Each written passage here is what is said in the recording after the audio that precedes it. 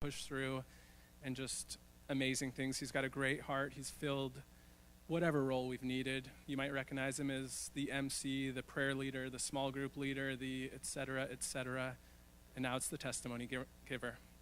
Come on up, Richard.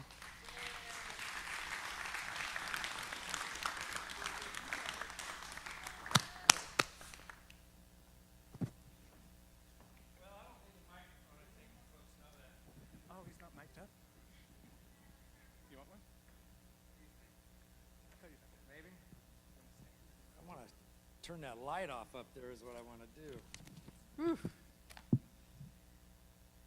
Well, I want to thank you all for being here. Every one of you, one time or another, and even you newcomers are a part of my recovery process, and I just thank God that you're here, especially the newcomers. I want to open up with a little prayer. If you all just get your hearts together, man, and let's talk to God, because he's here just listening. Lord, I come to you as a humble servant. I pray that those who are listening can see that there is hope for healing and growth. Lord, as I grow in my sobriety, I'm growing also in my discernment and wisdom, and that's from you, Lord, and I just thank you for that. I ask that your Spirit would open the eyes of the hearts here tonight to see the possibilities that can happen when they completely give their hearts to you, Lord, and I just thank you for this in Jesus' name. Amen. So I didn't memorize this. I'm going to read it. Let me venture off in different directions. My name is Richard Ashton. From a very young age, I've been a believer in Jesus Christ, and I'm recovered from drugs and alcohol. The description of insanity has been written as doing the same thing over and over again, expecting a different result. This has been my life in a nutshell. I was raised by loving, caring parents, but nevertheless, they were alcoholics. Being number 4 of 5 children, I saw my parents struggling in their marriage, but I only remember a couple of moments of violence while they were married and when we were all at home. I remember specifically a potted plant being thrown down the hallway, hitting my parents' door in front of me while I was peering out my bedroom door.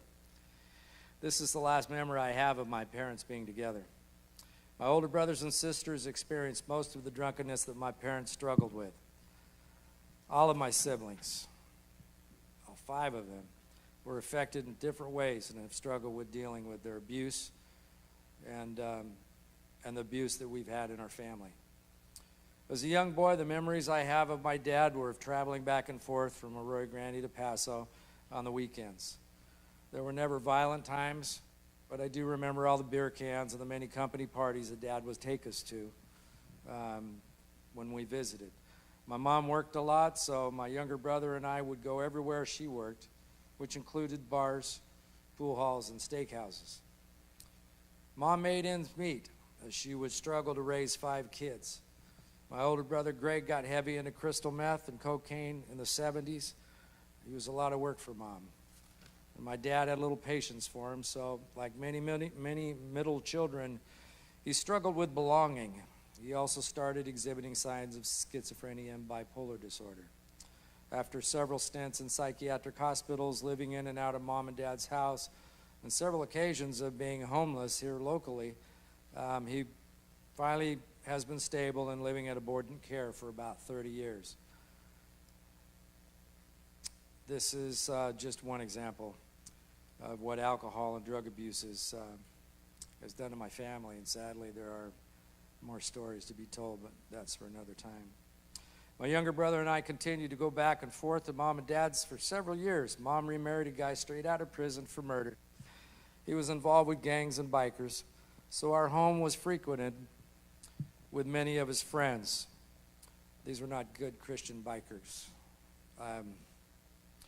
And we had some pretty bad exposures, a lot of parties at the house. He was abusive to the entire family over the course of 5 years and brought drugs and alcohol into the house. He ruined the stability of the family by emotionally, physically, and sexually abusing some of our family members. My younger brother and I were oblivious to a lot of what was going on until we got older. Mom finally divorced him when I was about 11. But at that time, the seed was planted at this young age, of about 14, and I started experimenting with pot and alcohol. After several years, Mom started to go to church and met a man who was on fire for God and eventually became a pastor. So I had a little contrast there. Ex-inmate pastor. So I walked that fence and learned that fence. He kept us all focused on church, moved us up to Manteca. I was in the middle of my sophomore year with a new town and a new life. Ed, my stepdad, had 4 kids of his own, took on 5 more. He had no idea what he was getting himself into. He was just in love with my mom. With all the years that went by and all the exposure to drugs and alcohol as a young boy, I never realized the influence it had on me until I got older and started acting out some of the same behaviors that I had learned to ignore or cope with as a child. I started smoking pot with a buddy in 8th grade. I had an older relative that grew pot back then and knew that I smoked, so he gave me some of his stash and let me smoke it in the house. I got so stoned that I could not move or stand or even talk. It was then that I had my first experience with cocaine. My family member felt that I was just too stoned, so he gave me some coke, a couple snorts up my nose to liven me up, and that it did. After throwing up and getting over the initial numbness down my throat, I realized this is a good way to get zip in my step. Doesn't matter if I was numb in the throat and throwing up. Insanity. We're seeing the theme here. I realized this was a good way to get zip in my step. This led to regular use of cocaine, speed, and I had several experiences freebasing cocaine. Before I was 16, my body had been exposed to cocaine, marijuana, and alcohol. As a new kid in Manteca High School, I made friends with those who had common interests. I always had marijuana with me, and I had something different from the Central Coast, so I always made friends. We were now with a new family. Ed's kids had their own set of problems and issues, and with them I would continue some of my habits. His boys were older and had a rock band. I would hang out with them and their friends, and basically started drinking a lot more in my senior year. I barely graduated, but I was able to get to grad night. I don't remember a whole lot of it. This is the time when you should have purity and innocence, and I was not then. I don't remember a whole lot what happened. It went by really fast. I smoked a lot of marijuana, and I snorted a lot of coke with a buddy that I had graduated with. And sadly to say, he ended up dying in a car accident 2 years later. So I had accepted Christ when I was 11, during the time that my mom was first going to church, met my stepdad. But it wasn't until I was about 17 that I heeded the call of God to change, grow up, follow his lead. I got very involved with the ministry, teaching younger kids. I actually led the choir and was singing in the choir. Imagine that. My life was cleaning up and I was redirecting, but I found another distraction. I found an interest in women. I had a girlfriend right out of high school. We dated for a year and then broke up. I started working at a local hospital and I met Kathy, mother of 2. She encouraged me to go to the police academy, and I graduated a year later. I worked law enforcement for the city of Manteca for 2 years, but it did not stop me from a pattern of living that I had been used to when I was younger, let alone didn't always have fellow officers that had much couth and weren't necessarily the best influence on me. After a couple of years, I put down the badge and I picked up the drugs and alcohol again and separated from Kathy. About 6 months later, I was out partying with a friend. I snorted crystal meth for the first time. I stayed awake for 4 days, and on the 5th day, I had a coronary spasm, heart attack, MI, whatever you want to call it. My heart seized up, and I ended up in Manteca Hospital, the same place I met Kathy.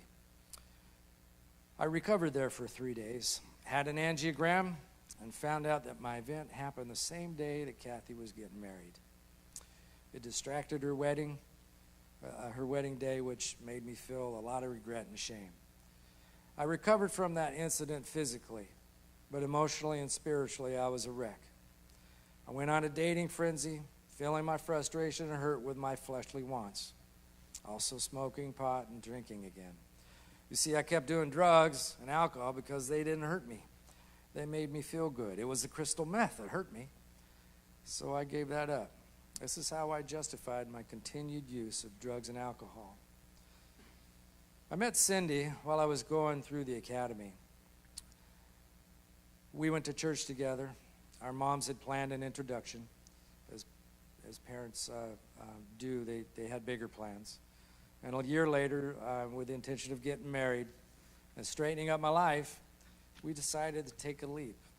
Got married, and a year later, Vanessa was born, who I'm proudly to say is here tonight. My immaturity and addictive lifestyle did not play well with marriage. After Vanessa was born, Cindy and I drifted apart.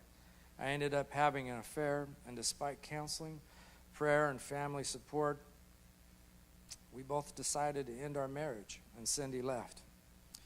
I borrowed a friend's truck, packing up everything she wanted, and moved her to LA area. Here now begins the single father life. Not feeling wanted or needed, I began a freelance dating lifestyle of friends, acquaintances, and one-night stands that kept me busy between parenting.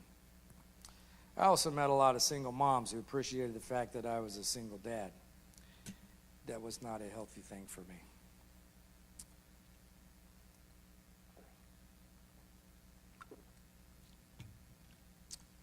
Although I was a very focused dad, I loved my daughter. I loved her to pieces. She was the love of my life. I was involved in her school, coached soccer, got her involved in church. I didn't give her the example she needed to build healthy relationships. I was out to fill my own desires without the consideration of the hearts that I was hurting. I would never fully commit to the relationships and only kept them if they worked for me. I think my heart was broken after the divorce, but I continued to fill my free time with alcohol and pot. I had family close back then, and they would watch Vanessa when I needed to get away. This continued for several years. I still carried on with the alcohol and the pot. Remember the quote I started with about the definition of insanity? Well, this was my life, gang. One weekend, I went out with a family member to the bar and drove home drunk. I crashed my car on Highway 41, nearly killing both of us. We left the car there, hitched a ride home by someone who had watched us crash. He was following us on 41.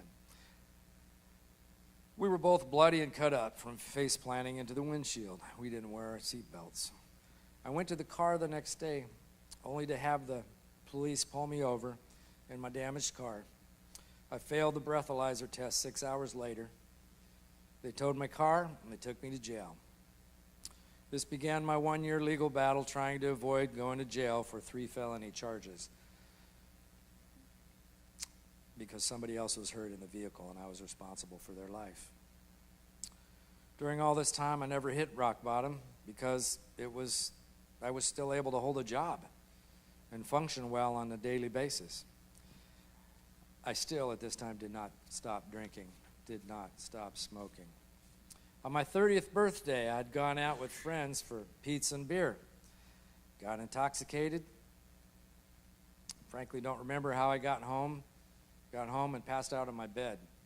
I woke up at 4 a.m. with chest pain. Drove myself to the hospital with another heart attack, another angiogram, and another 3-day stay in the hospital. I wasn't doing drugs then, only alcohol and pot. I didn't know why this happened again, so I went through stages of anger, denial, frustration, and bitterness. This all left me lonely, and I needed to make some changes. I felt like I needed to get married again, find a good mom for Vanessa, clean up, straighten out my life, although I really didn't know what that looked like. I thought marriage was the best thing. I went back to college, and shortly after completing a medical assisting program, I met a cute little blonde. We had similar interests, and we dated for a while. We moved in with each other for a while, and I helped her and supported her through boot camp. When she got back, we got married. A year later, we had Madison, and a year and a half after that, Nicholas was born. Those kids are here tonight. Thank God for that. We both drank before and during our marriage. It just wasn't what we needed to create a good bond. After about 3 years, she wasn't happy in the marriage, and my heart wasn't into her. So we got divorced. I look back now in retrospect, and I can see that I still didn't know how to honor or cherish a woman's heart. Even though I did what I thought I needed to do, I didn't know how to build a healthy relationship. So when things didn't go as I thought it should, I would walk away. After 5 years of brutal court battles, I got custody, and there I was, a single dad again with 3 kids.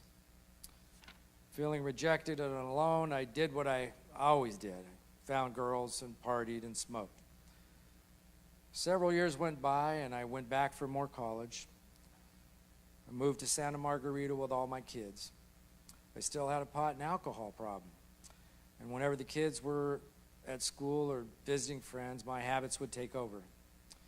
In April 2004, I had another coronary spasm. It had been many years since I had done Coke or Crystal. Why should I have another coronary spasm? I only smoked pot. I only drank alcohol.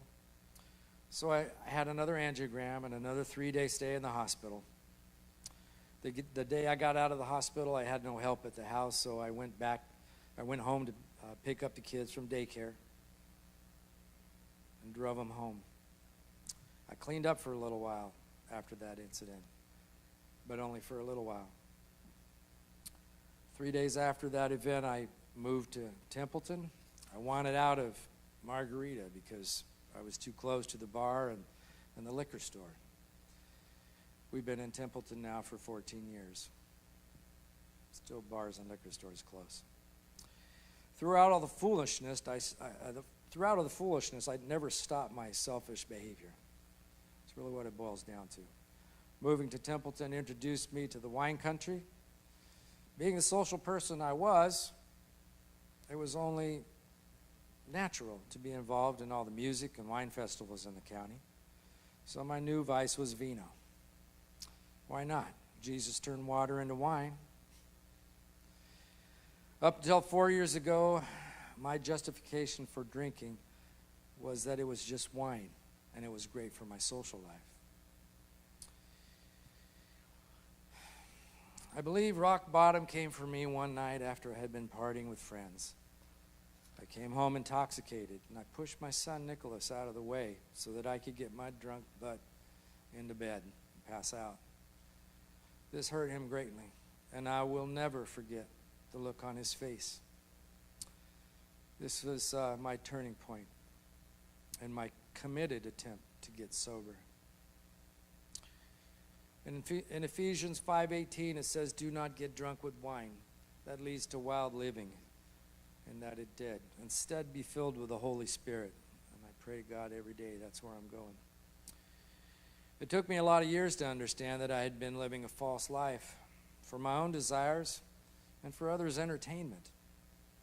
I was living a selfish life that disabled me from attaining my purpose in Christ and my potential as a father and as a man. 3.5 years ago, I chose to take back what Satan had controlled of my life. I've been trying to be sober since age 50. I thank God every day for friends who introduced me to a whole new social life, one that fosters sobriety and accountability, one that is truly based on the real love for others, the real love for one another, one that really helps people and does not enable them. I met a friend, Jack Fabula, who's here tonight. Shake his hand. He's a good man.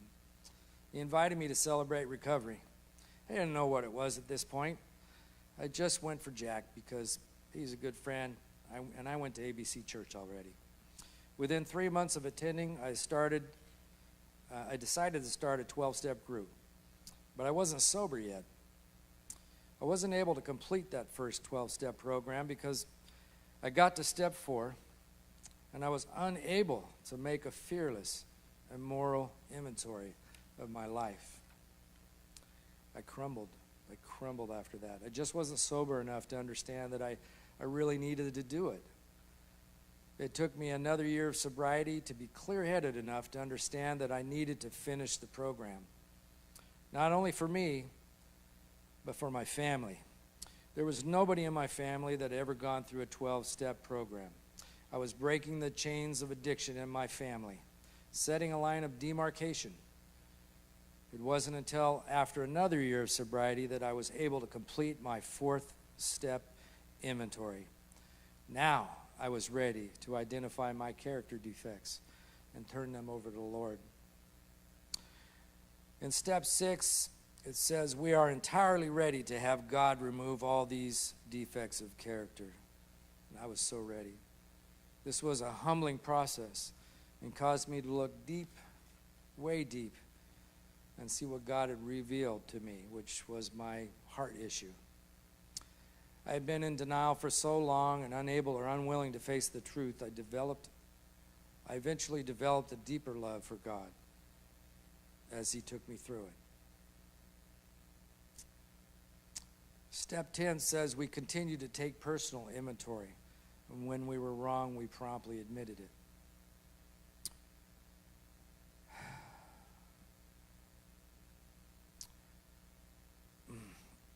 James 4:10 says, humble yourselves before the Lord, and He will lift you up, and He has. 1 Corinthians is something that I always have to remember. It says in 10:12, so if you think you're standing firm, be careful that you don't fall, because it can happen. You got to stand firm.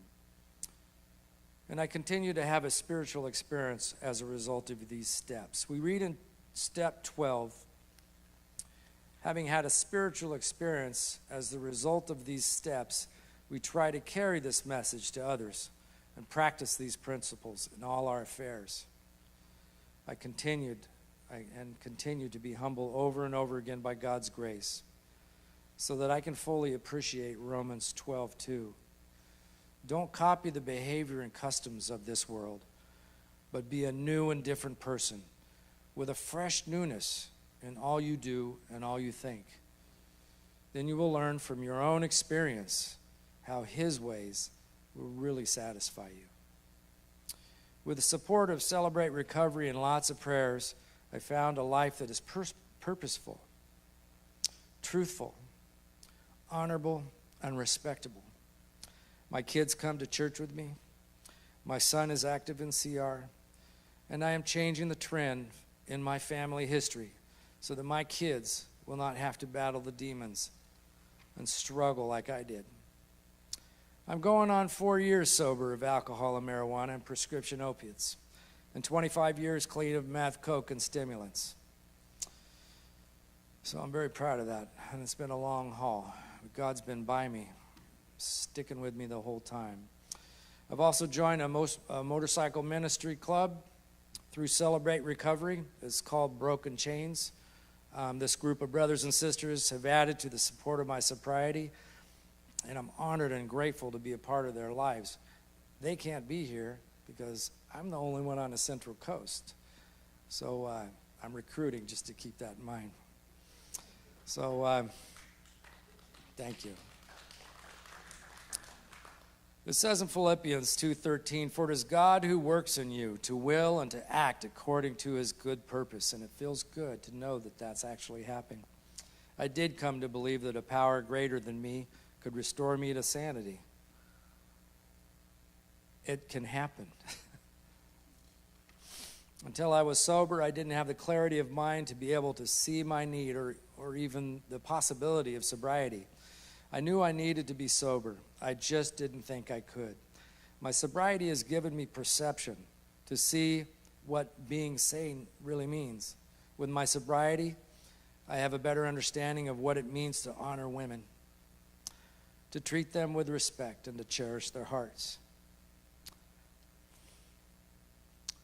Celebrate Recovery has given me the tools to deal with my hurts, hang-ups, and habits, to challenge myself to be a better man.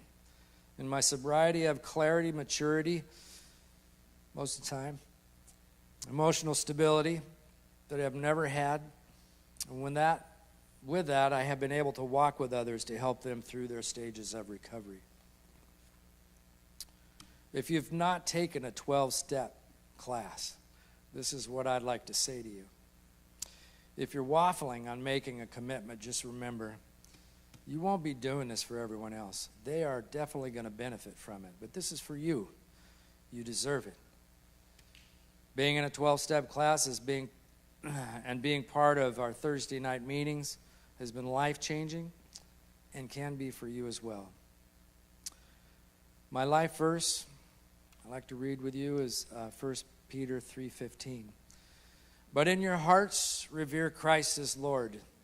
Always be prepared to give an answer to everyone who asks you to give the reason for the hope that you have. But do this with gentleness and respect, which is why I frequently share about Celebrate Recovery to everyone around me. I just want to thank you all for giving me the opportunity to share this with you, and just want to thank God for you.